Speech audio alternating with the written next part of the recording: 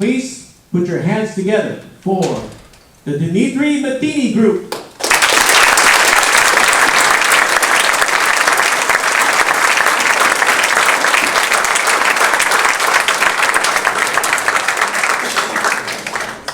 Thank you very much. If I speak in a normal voice, can everyone hear me in the back? Okay, I will use the microphone. I've got some spoken word pieces that we're going to do a little bit later. We're doing our Jazz Noir show for you. But just for right now, let me tell you that, interestingly, a couple weeks ago, we played a series called Jazz in May at the Anacortes, Washington Library. It's a new trend. It's sweeping the nation. Jazz in the library. I think it's awesome. And it's wonderful to perform for well-read, seasoned, culturally hip individuals such as yourself.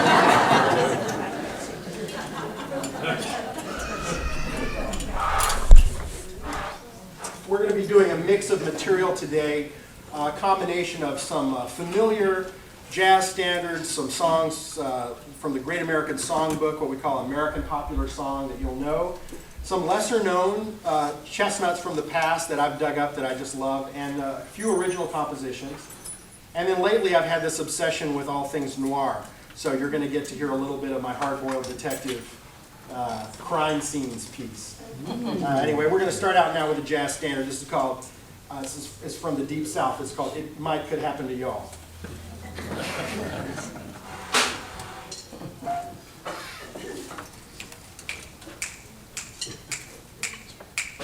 One, two, 1, 2, 1, 2.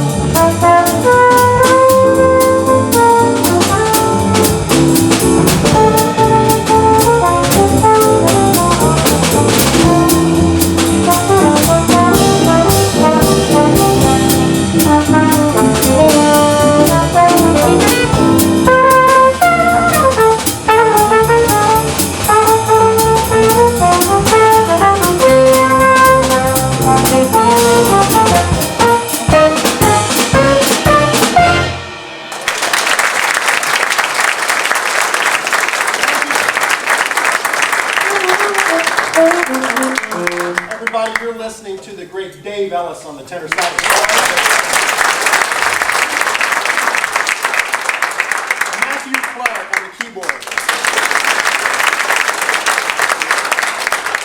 Seward McCain on the bass. And the extremely well-dressed Leon Joyce.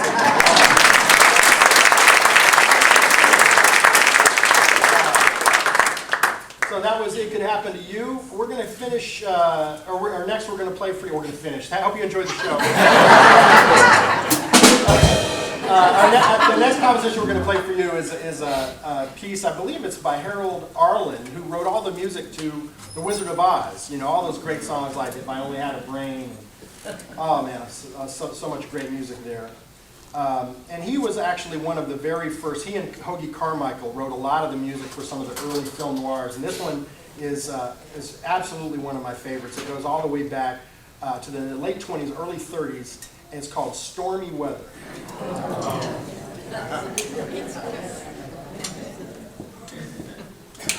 One, two, one, two.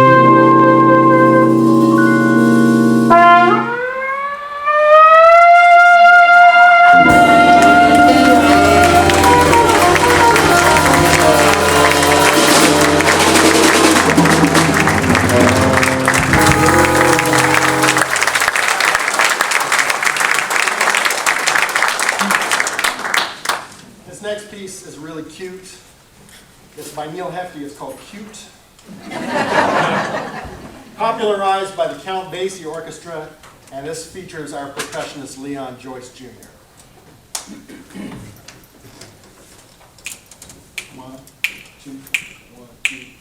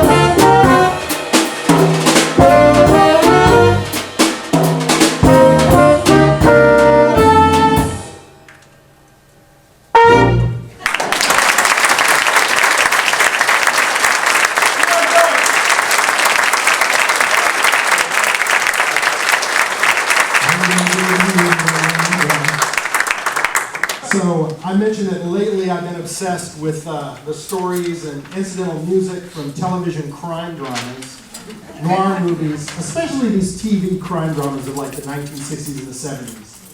Ironside, Columbo, Johnny Staccato, Streets of San Francisco, right? Yeah. But not just those, the bad ones too. Macmillan and Wife, and, Cannon. I love them all. I like it. And yeah, Cannon's a good one. And they all have these noir elements, okay? The haunted, doomed protagonist, the mysterious female, you know, often the femme fatale, the shadowy streets, the cop on the beat, and my favorite, the hard-boiled detective. And it turns out that noir, which means black or dark, noir as we know it, began in 1928 when Dash Hammett wrote The Maltese Falcon in San Francisco, my hometown of San Francisco. I now live in the lonesome desert out in Arizona, and I really miss the Bay Area. And this is one of the reasons, because you can actually go on a noir tour of San Francisco and see all of these spots in these books. But I digress. Since 1928, many of the stories that you see in the movies and that you read about in these noir pulp fiction books and that you see on these TV crime dramas, they often take place in San Francisco. And so our story that we're going to do for you today is set in the Bay Area, and it's an extended form composition, which means it's episodic. There's like little sections, it's kind of long. I make the cats, you might see them with a lot of sheet music kind of spread out, because it's a lot of stuff. But I want to say that because we're kind of moving along through these episodes, if you happen to love this tenor saxophone solo, you can whoop and holler and call out. This is not the symphony, obviously, and we love that. You know, that feeds us. So don't think you're interrupting us if you applaud or something. We love it. And we now invite you to use your imaginations and travel with us now to Baghdad by the Bay. I'm not going to be telling you a story so much as a series of vignettes for atmosphere. But something sinister is about to go down. Think of us as your musical tour guides. We're providing sort of musical signposts along the journey. I'm going to provide a little bit of narration, which means I get to do that voiceover narrative thing that I love from all those films. And, yeah, Blade Runner, that's a good one. That's important. Yeah, so we hope you enjoy the ride. This is Crime Scenes.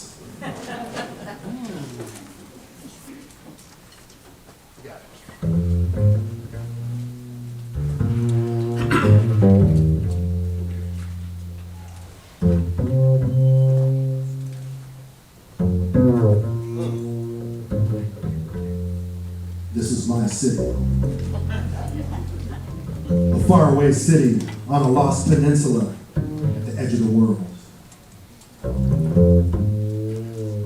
A tragic, romantic city of secret hopes and deadly dreams.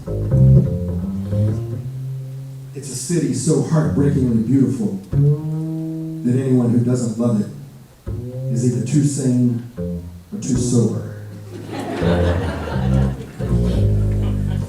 Herb Cain called it Baghdad by the Bay. Eddie Muller calls it the Noir City. Tony Bennett calls it America's Paris. We call it home.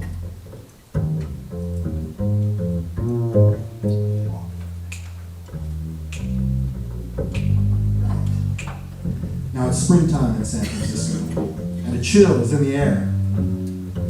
That's the chill of your own mortality, sneaking up on you from the shadows like the sound of a saxophone under a street lamp in the fog.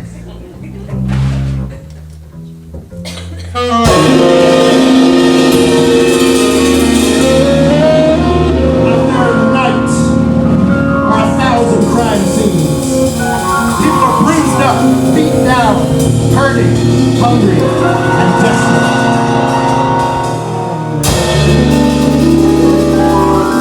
Off in the distance, the banshee wail of a police siren rises and falls.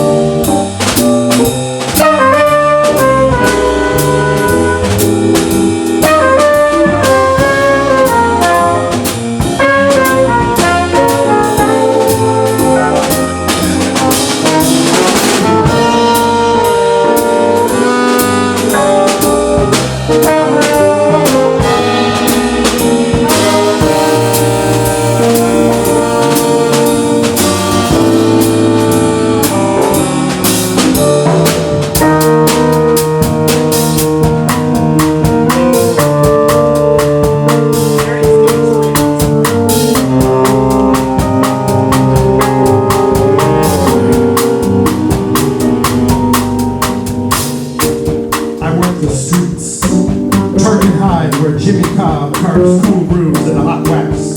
Up high to post, where Dashiell Hammett conjures Sam Spade on his loyal royal. Down Bush, and over the Stockton Tunnel, where Miles Archer catches a bad break.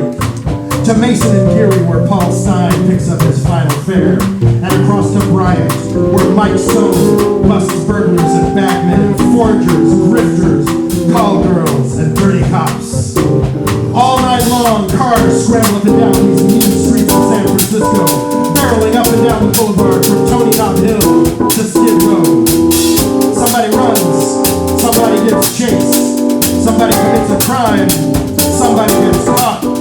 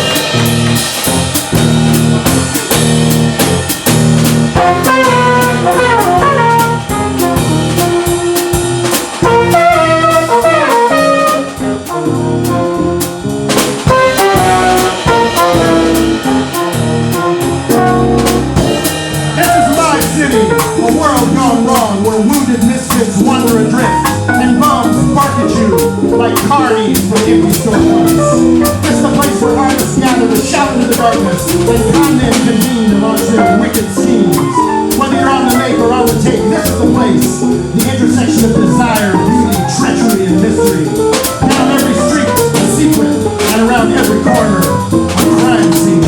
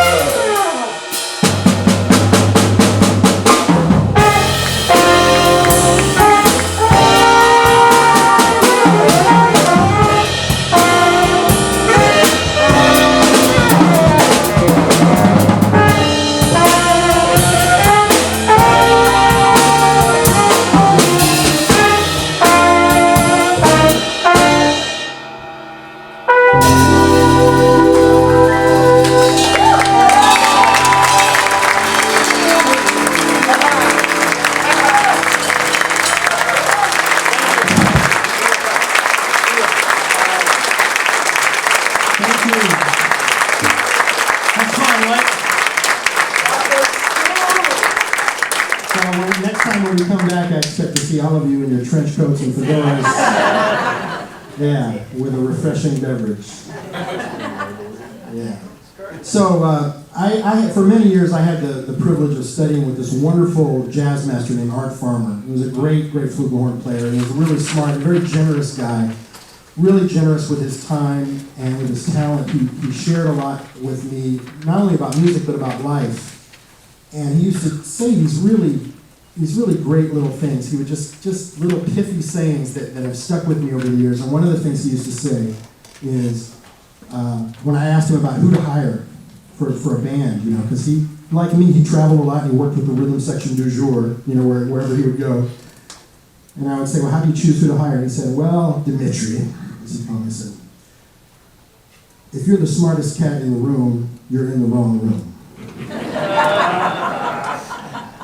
So I took that to mean I always surround myself with talents greater than my own, and that's very easy to do here in the San Francisco Bay Area, especially with cats like these. I mean, it's such a pleasure working with them.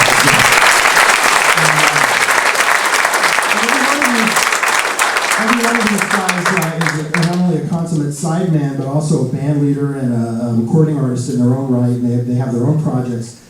And so anyway, at this time we'd like to feature the rhythm section, let the horns take a little break, and you're going to check out Matt and the trio. What are you guys going to play? We're going to play Minority. Minority. Not Minority Report. This is a Gigi Grice tune called Minority. You know it? Who are the serious jazz people that have? She knows it. It's like an auction. I see people going, is that yes? Put your hands together for Matt Clark and the trio.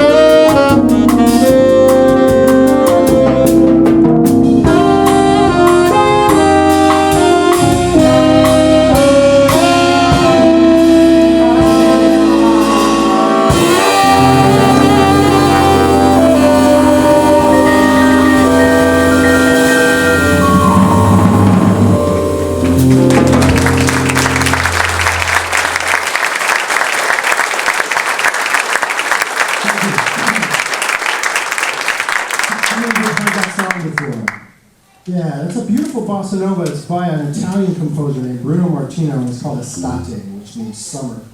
I just love that piece. And usually when people play a bossa nova, they play the works of Antonio Carlos Jobim almost exclusively, but that one is right up there. We're going to play a piece for you now that's another recent discovery. This is a tune that goes back to 1930-something. Brenda, you looked it up on your iPhone. I don't know, do you remember who these composers were? They were names we'd never heard of, and I stupidly didn't write it on my music.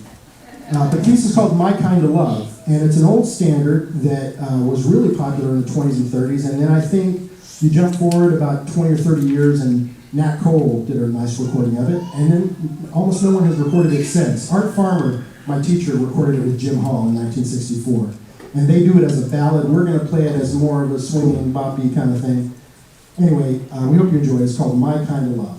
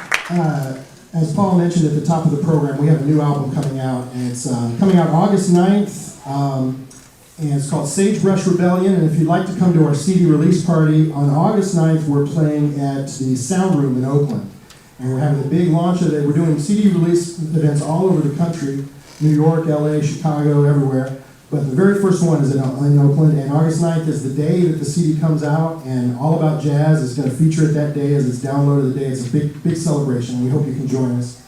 The tune is called Sagebrush Rebellion, and it is the musical story of a little boy, a little boy from San Francisco who moved to the lonesome desert who tried to play bebop.